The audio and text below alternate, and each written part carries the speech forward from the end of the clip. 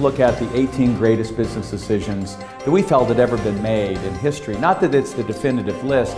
And what's interesting is we only chose what we felt was the number one. We didn't rank the other 17. However, I do have my favorite 7. So number 7, I would give actually to a company called Soft Soap.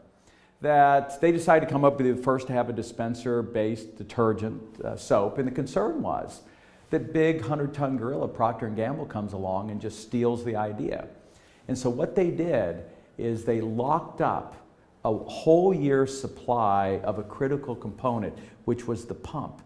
So that when they did come out to market and the copycats wanted to go out and try to compete, they couldn't find this critical component. By the way, speed forward a decade later, Apple did the same thing in the iPod by locking up all the little discs, world supply of the little discs, so that even if Sony wanted to compete, they couldn't. The number 6 decision I would give to 3M. Here was a company back in 1950 who made this bold decision to give employees 15% on-the-job time to work on any innovation they wanted to work on. Let's speed forward all these decades later, and just last year alone, they introduced 1,000 new products into the marketplace. And I think what's indicative of the fact is today it's cool, like at Google, to give people 20% on the job time, but this was a decision they made 60 years ago.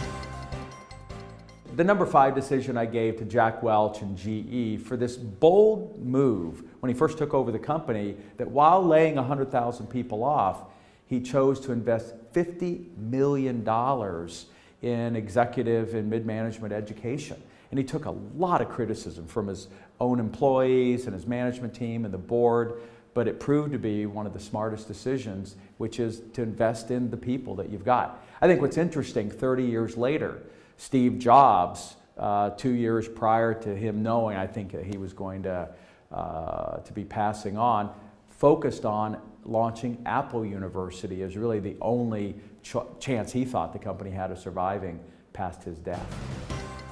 And so number 4 I gave to a company called Samsung. A lot of people don't realize they're the 7th largest company in the world at $250 billion in revenue. And they come out of a very small country, South Korea.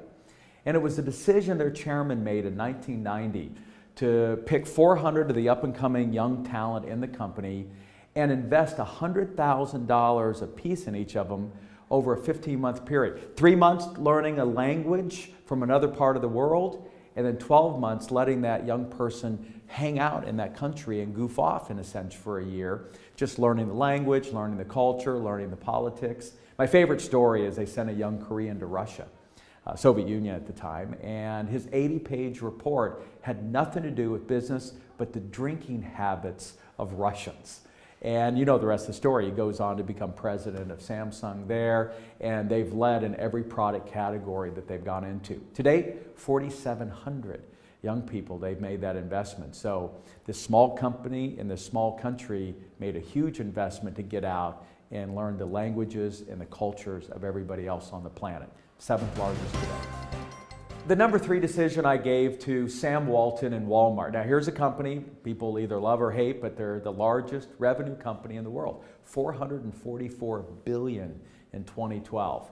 And we wanted to understand how they've been able to kind of keep it all together and remain competitive all these 50 years. And so Hank Gilman, my editor, went inside Walmart, and what they found was a habit, a routine, a meeting, a Saturday morning meeting that Sam started in his very first store, where he sat down with the employees and actually believed that they could help and had things to contribute, and asked them what they thought they could do to make the store better that week and what they'd heard from customers. And Sam would be out there shopping competitors, and they would decide 1 or 2 things to make the store better every Saturday.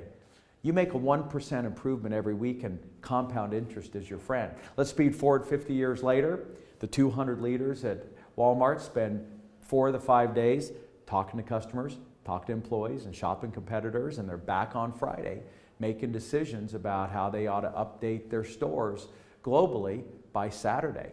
And that single routine has put them about 9 days ahead of their competition for several decades.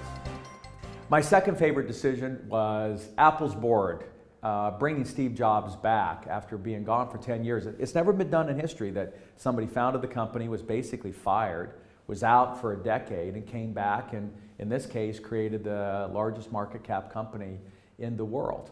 By the way, an interesting story in there is it was a mid-manager over at Next, Garrett, who was the one who took the initiative to call somebody at Apple, because the reality was Steve was overworking at Pixar most of the time, and initiated the conversation of having Apple buy Next, which then ultimately led to Steve coming back. So you never know who you really need to have empowered inside your organization to make the important things happen. By the way, the key thing that he learned in the wilderness years that he was gone at Pixar was the power of radical focus, picking just absolutely one thing, like Toy Story, to put all their energy into. And so when he got back to Apple, he continued that trend. You know, iPod, then iPhone, then, you know, the music store, then the retail, and then the iPad, and they've kept that cadence since. And the number one decision, we did name it number one in the book, it's the final chapter, was a decision Henry Ford made in 1914 to double overnight the wages of his employees from $2.50 a day to $5 a day. And our view is that not only put Ford way ahead of everyone else, because then all of a sudden 10,000 people flooded in to grab the jobs at Ford, not only did it allow them to now make the kind of wages that they could afford a car, the kind of thing that he was manufacturing, selling, but it changed people's fundamental view of labor from being just an input into a manufacturing process that you need to minimize to a real investment in the people side of the business. And my view is that single decision led to the United States being the wealthiest country in the world. And so those are my favorite top 7. In the end, what 6 of the 7 had in common was an investment in the people, whether it's giving 15% on-the-job time, doubling their wages, making sure you listen to them on Saturday morning, you're getting their ideas, investing in them so they'd go out to the rest of the planet. And particularly with the Ford example, the thing I'm reminding entrepreneurs is probably the single largest expense they've got is payroll. And it's definitely their most expensive asset. And their job is really to maximize the return they get on that asset. And how they choose to spend their payroll is probably one of the most strategic decisions that I think they take way too lightly.